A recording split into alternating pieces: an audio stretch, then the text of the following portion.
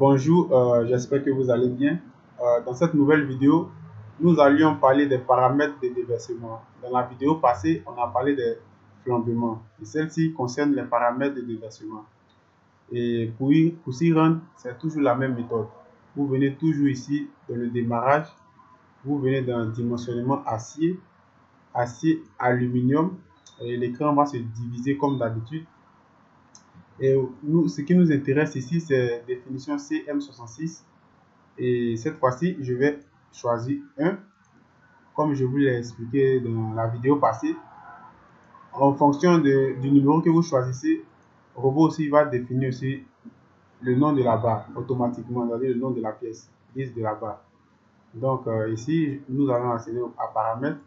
Dans la vidéo passée, nous avions parlé des paramètres de flambement, qui étaient juste ici, longueur, coefficient de longueur de flambement Y, coefficient de longueur de flambement Z.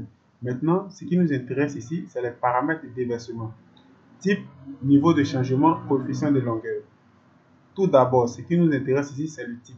La croix signifie que vous n'aviez pas encore exercé un déversement, c'est-à-dire sur votre structure, un truc comme ça. Si vous pouvez le comprendre comme ça. Voilà pourquoi il y a une croix. Lorsque nous allions placer un déversement, vous allez voir que la croix va disparaître. On va appuyer sur la croix. Et ici, on a les types de déversement. Éléments chargés symétriques. Éléments à deux moments différents aux extrémités. Console sans déversement. Sans déversement, c'est-à-dire on n'a pas encore appliqué quelque chose. Ici, ce qui nous intéresse, c'est celui-là, type. Il nous intéresse et on va appuyer sur OK. Et lorsque nous appuyons sur OK, nous voyons que ici, au départ, il y avait une croix. Et maintenant, l'élément que vous avez sélectionné dans les paramètres est ici maintenant, signifie que vous avez appliqué un déversement. Maintenant, on va passer au niveau de chargement. On appuie ici. Ici, c'est le niveau de chargement sur, il peut dire peut-être la poutre, quelque chose comme ça, la poutre. Vous voyez ici, il est au-dessus. Ici, il est, on peut dire un peu au milieu, mais il a une valeur. Ici, comme il est au-dessus, vous voyez que c'est masqué. Ici, lorsque j'appuie, vous voyez que on vous demande de mettre une valeur parce que regardez le petit point rouge, il n'est plus sur, il est descendu juste un peu. Ici, il est au milieu. Ici, c'est la même chose. Ainsi de suite. Ici, ce qui nous intéresse ici, c'est le premier. On appuie sur lui, on appuie sur OK. Et après avoir configuré ici et le type, nous allons passer maintenant au coefficient de longueur. On appuie coefficient de longueur. LD égale à 2LO, LD égale à LO, LD égale à 0,LO.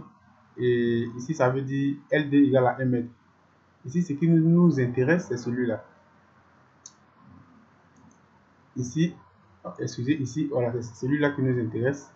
Vous appuyez sur lui, vous appuyez OK. Vous venez sur celui-là aussi. Vous appuyez sur lui.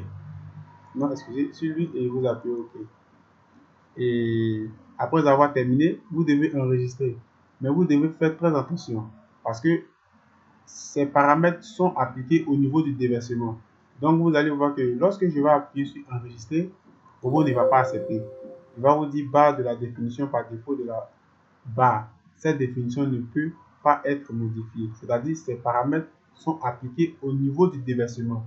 Donc, pour pouvoir enregistrer cette partie, vous devez écrire barre, petit tiret, grand D.